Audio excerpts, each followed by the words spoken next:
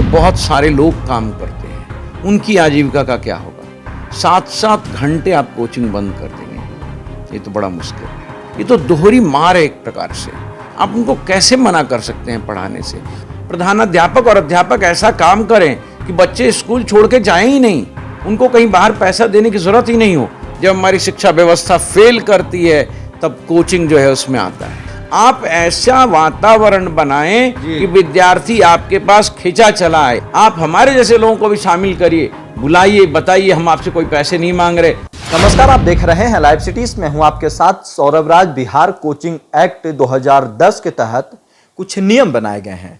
नियम ये है कि स्कूल के टाइम में अब बिहार में कोचिंग नहीं चलाया जा सकता है। मेरे साथ बात करने के लिए लॉ टीचर आलोक कुमार रंजन हैं। इनसे बात करेंगे कि आखिर जो नियम बिहार में बनाया गया है वो क्या विद्यार्थियों के लिए बेहतर है या कुछ और मामला है। आलोक जी, ये बताइए, बिहार में नियम बन गया कि स्कूल के टाइम में 9 से 4 के बीच में आप कोचिंग नहीं चला सकते पूरे बिहार में। बिल्कुल ऐसा नियम बन गया जी। लेकिन ये नियम कितना युक्त है और उचित है ये समय बताएगा, क्योंकि इसमें बहुत सारे संवैधानिक और विधिक सवाल खड़े हो जाते हैं और बड़े सारे लोगों के आजीविका का प्रश्न भी उठ जाता है। बच्चों के शिक्षा के अधिकार का मामला भी उठ जाता है, शिक्षकों के पढ़ाने के अधिकार का मामला भी उठ जाता है। और आप जानते कितने लोगों की आजीविका इस पर निर्भर है। कोचिंग में बहुत सारे लोग काम करते हैं, उनकी आजीविका का क्या होगा? 7-7 घंटे आप कोचिंग बंद कर देंगे, ये तो बड़ा मुश्किल है। ये पूरा मामला क्या है? आखिर क्यों ऐसा किया गया है? क्या कोचिंग वालों के ऊपर प्रभाव, कोचिंग वाले कुछ गलत कर रहे थे, क्या हो रहा था ये? देखिए, इस पे तो मैं कुछ नहीं बता पाऊंगा। कई तरह के लोग पढ़ाने वाले भी होते हैं, लेकिन आप इस समस्या को देखिए कि जो बच्चा कोचिंग लेना चाहता है और जो आदमी कोचिंग देना चाहता है, ये दोनों का मौलिक अधिकार है कि नहीं शिक्षा प्राप्त करने का और शिक्षा देने का। किसी का अधिकार है कि नहीं अपना व्यापार करने का। यदि आप कोचिंग को व्यापार कहते हैं, जैसा सुप्रीम कोर्ट ने कहा कि एजुकेशन इज ए बिजनेस, शिक्षा भी एक प्रकार का व्यापार है।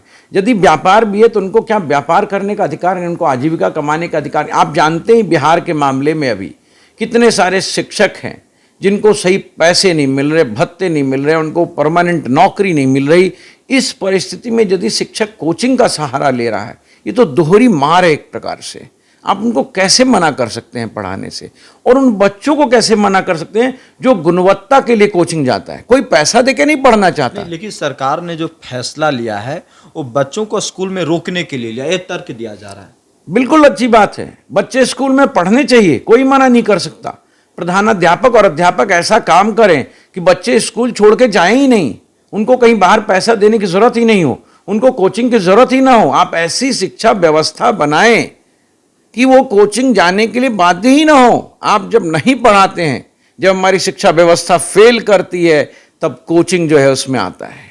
यदि हमारे नव शिक्षक स्कूल में ही पढ़ाने लगेंगे तो कोचिंग की आवश्यकता क्या रहेगी? देखो, सरकारी टीचर कोचिंग में चले जा रहे हैं पैसों को लेकर के, पैसा उन्हें ज़्यादा चाहिए इसलिए वो कोचिंग चला रहे हैं। इन सब चीज़ों को बांधने के लिए, कम करने के लिए फैसला लिया गया है। नहीं, आपका बिल्कुल सही है। यदि सरकारी शिक्षक है तो सरकार को उन पर नियंत्रण रखना चाहिए कि आप सरकारी शिक्षक हैं, आप सरकारी स्कूल में पढ़ाएं, आप कोचिंग में ना जाएं। लेकिन आप अपने घर के बच्चे को सही करने के लिए क्या दूसरे घर वालों को जाके बोलेंगे? क्या आप कोचिंग वाले से बोलेंगे कि आप इनका डिटेल दो, ये पढ़ाने आते हैं क्या तुम्हारे यहाँ? ये आपकी जिम्मेदारी होनी चाहिए। आप सरकार हैं, आप तंत्र हैं, आपके पास इतनी बड़ी व्यवस्था है। हो सकता है कि साहब के पाठक साहब का जो निर्णय है बड़ा वो इंटेंशन का बड़ा पायस हो, अच्छा हो, चाहते हो कि शिक्षा विभाग को अच्छा करें, लेकिन इसका मतलब ये नहीं है कि आप कोचिंग वालों को अनावश्यक नियंत्रण। आप देखिए, हमारे संविधान में अनुच्छेद 19 में लिखा है हमें व्यापार का अधिकार है। 19(1)(g) में बहुत क्लियर है ये। तो आप कैसे मेरे व्यापार के अधिकार को या अन्य कोचिंग वालों के व्यापार के अधिकार को समाप्त कर देंगे? क्या बच्चे को शिक्षा का अधिकार नहीं है? आर्टिकल 21 हमारे देश में नहीं है, आप आर्टिकल 21 उनका ले लेंगे? उससे स्कूलों की शिक्षा प्रभावित हो रही है ना?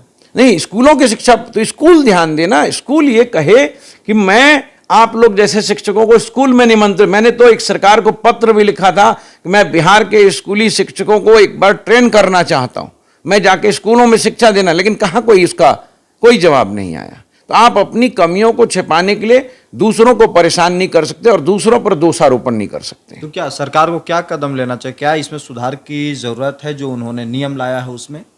नहीं, मुझे तो लगता है एक बार उनको कोचिंग वालों से मिलकर के बात करना चाहिए। एक प्रकार का उन्होंने ये दे दिया आदेश, एक फरमान जारी कर दिया।